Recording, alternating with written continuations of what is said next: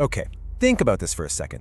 In 1798, Napoleon Bonaparte, who's already seen as the most brilliant general in Europe, takes a massive army to Egypt. And you know what? It's a total disaster. I mean, his entire navy gets wiped out, his army gets trapped, the whole thing ends in a complete failure. And yet, somehow, just a few months after all this, he becomes the absolute ruler of France. So how on earth does that happen? Right? How does a catastrophic defeat in some faraway desert become the very thing that launches you to absolute power? It just doesn't make sense on the surface. Well, let's unravel this incredible story. The story of the failure that literally forged an emperor. All right, so let's set the scene. The year is 1798. France is locked in this massive existential struggle with its arch-rival, Great Britain. And the war is kind of ground to a halt. It's a stalemate. Here's the situation. On land, the French revolutionary armies are just supreme. Especially after Napoleon's incredible victories in Italy. They're basically unstoppable. But at sea, it's a completely different story. Britain's Royal Navy is the undisputed master of the oceans. So France can't invade Britain, and Britain can't really land a big army in France. It's a total strategic deadlock. This is where Napoleon comes up with this brilliant and frankly almost insane idea. He thinks, okay, if we can't hit them head-on, let's hit them where it really hurts, indirectly. His target? Egypt. Why Egypt? Because by taking it, he could disrupt or even sever Britain's super profitable trade route to India, which was the absolute jewel in the British imperial crown. Now, for the government back in Paris, the Directory, this was a fantastic idea. Not only could they maybe hurt Britain, but it also got their star general, this ridiculously popular and super ambitious guy named Bonaparte, as far away from Paris as humanly possible. A real win-win for them.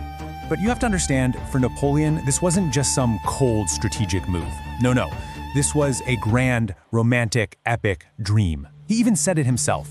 He imagined himself becoming a new Alexander the Great, founding a religion, marching all the way into Asia. The sheer scale of his personal ambition here is just mind-blowing. And you know what? At first, it looked like this crazy gamble was actually going to pay off.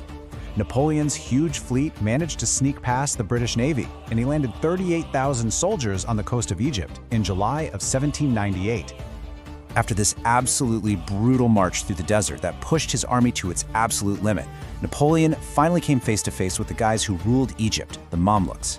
Now, their cavalry was the stuff of legends, a fierce, medieval-style fighting force, but they were about to run headfirst into modern European military tactics. Napoleon's secret weapon was the infantry square. It was basically a walking fortress made of men, bayonets, and muskets. It was disciplined, it was deadly. And the Mamluk horsemen, for all their incredible skill and bravery, just couldn't break it. They charged again and again, and they just shattered against these squares like waves against a cliff. It was a complete tactical mismatch. And it's right here, just before the battle, that Napoleon delivers one of the most legendary lines in all of military history. He's not just giving orders, he is actively framing this moment for the history books. He's connecting his soldiers, right then and there, to the grandeur of the ancient pharaohs. With that one sentence, he created the heroic, iconic image of this entire campaign. Masterful stuff. The victory at the pyramids was decisive. Napoleon takes Cairo, and for a hot second, it looks like his incredible dream is actually coming true.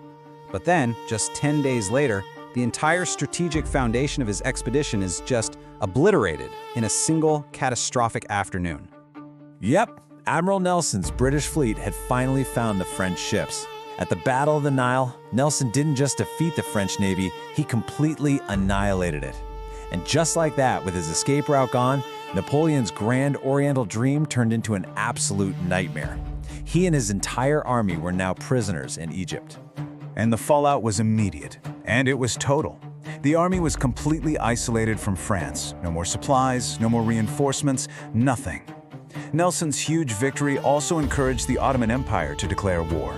And maybe worst of all, the people of Cairo, realizing these invincible Frenchmen were now stuck, rose up in a bloody rebellion. The dream was officially dead. Now, the mission was just about survival. So what does a guy like Napoleon do when he's faced with an impossible military situation? Well, he just changes the definition of victory. If he couldn't conquer the East with his army, he would try to conquer it with knowledge. See, he had brought with him 167 of France's top scientists, artists, and scholars. He called them his savants. And while the soldiers were fighting and dying, These guys were systematically studying every single aspect of Egypt. They explained desert mirages, they sketched the magnificent ancient temples, which started this whole Egyptomania craze back in Europe. And then, in July of '99, an engineering lieutenant named Pierre Bouchard stumbled upon a slab of black stone that would change everything. The Rosetta Stone, the key that would finally let us read ancient hieroglyphics. But, and this is a really important but, this enlightened scientific mission was happening at the same time as some truly horrific stuff. To stop an Ottoman attack before it started, Napoleon marched his army into Syria. It was a complete nightmare.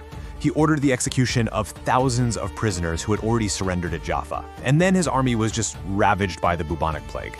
It's this wild contrast, a noble quest for knowledge built on a foundation of total military desperation and some serious moral failures. After failing to capture the fortress of Acre in Syria, Napoleon had to retreat all the way back to Egypt. The campaign was a failure.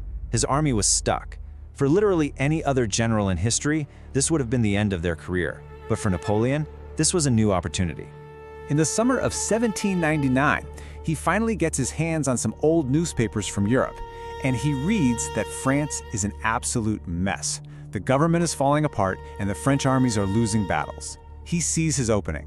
That August, he secretly deserts his own army, just leaves them there, and sneaks through the British blockade on a tiny ship.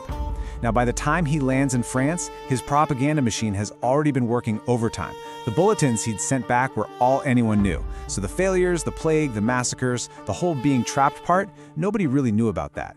They only remembered the glorious victory at the pyramids and the discovery of ancient wonders. He was greeted not as a failure, but as the hero who's going to save France. And about a month later, he did a coup and seized power. This is the key to the whole thing.